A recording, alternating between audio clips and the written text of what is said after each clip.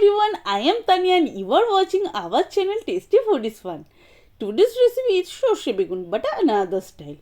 So keep watching. তো আমি হাতে তুলে নিয়েছি তরকারিটা, দেখো কতটা বেশি টেস্টি আর কতটা সুন্দর লাগছে দেখতে। তো যারা যারা বেগুন শুনে নাক ছিটকাচ্ছ তাদেরকে বলে রাখি, একবার আমার এই রেসিপিটা অবশ্যই বাড়িতে ট্রাই করো।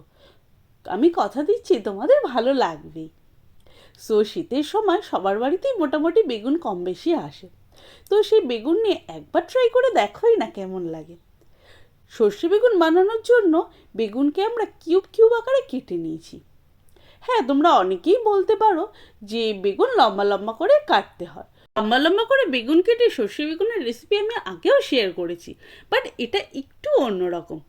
তো আমরা প্রথমে বেগুনকে এভাবে কেটে নিয়ে তাতে নুন, লঙ্কার গুঁড়ো আর হলুদ লাগিয়ে ভালো করে ভাজতে দেবো। ভাজা হতে হতে আমরা বানিয়ে নেব একটা মশলার পেস্ট। তাতে দিয়ে দিচ্ছি আদা রসুন, সামান্য পরিমাণ আদা, সামান্য পরিমাণ রসুন, দিয়ে দিচ্ছি কাঁচা লঙ্কা, ধনেপাতা আর সর্ষে।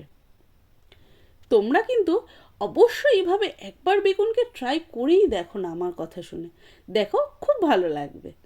তো এদিকে আমার বেগুনও ভাজা হয়ে গেছে। বেগুনকে এক সাইড করে তেলটা একদিকে এনে বেগুনগুলোকে তুলে নিচ্ছি। বেগুন তুলতে গিয়ে একটু স্ট্রাগল করছি, তার কারণ কুড়েমি করে আমি ঝাঁঝরি আনিনি। তো বেগুনকে খুন্তি দিয়ে এভাবে তুলে নিয়ে তারপরে তেলটা যেহেতু কালো হয়নি তাতে দিয়ে দিচ্ছি পেঁয়াজ কুচি। এখানে চাইলে পেঁয়াজের পেস্ট এবং টমেটোর পেস্টও দেওয়া যায়, তবে যখনই তোমরা কুচি করে দেবে তেলের মধ্যে ভাজা হবে তখন পেঁয়াজ বা টমেটোর টেস্টটা অনেক বেশি ইনহ্যান্স হয়ে তরকারিকে আরও বেশি টেস্টি করবে। তো এদিকে আমার পেঁয়াজ প্রায় ভাজা হয়ে গেছে, আমি অ্যাড করে দিচ্ছি টমেটো। দুটোকে ভালো করে নেড়ে চেড়ে ভাজতে দিচ্ছি। এরপরে আমরা অ্যাড করে দেবো আমাদের ওই বানিয়ে রাখা মশলার পেস্টটা, অর্থাৎ যার মধ্যে দিয়েছিলাম কাঁচা লঙ্কা, ধনেপাতা, আদা, রসুন। সেটা দিয়ে ভালো করে নাড়িয়ে চাড়িয়ে কষিয়ে নেব। এর কালারটা একটু সবুজ সবুজ লাগছে, তার কারণ এতে কাঁচা লঙ্কা আর ধনেপাতা দেওয়া হয়েছে। তবে এরপরে যখন আমরা কাশ্মীরি লঙ্কার গুঁড়ো অ্যাড করব কালারটা ঠিক হয়ে যাবে।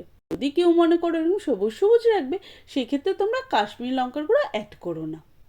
তো এখানে আমি যাতে সর্ষে বেগুনটা তিতকুটে না লাগে বা ঝাল আর মিষ্টির একটা ব্যালেন্স তৈরি হয় সেই জন্য দিয়ে দিয়েছি 1 চামচ মতো চিনি, কাশ্মীরি লঙ্কার গুঁড়ো, জিরের গুঁড়ো আর লবণ। সেটা দিয়ে ভালো করে কষিয়ে নিচ্ছি। এবার দিয়ে দেবো অল্প পরিমাণ জল।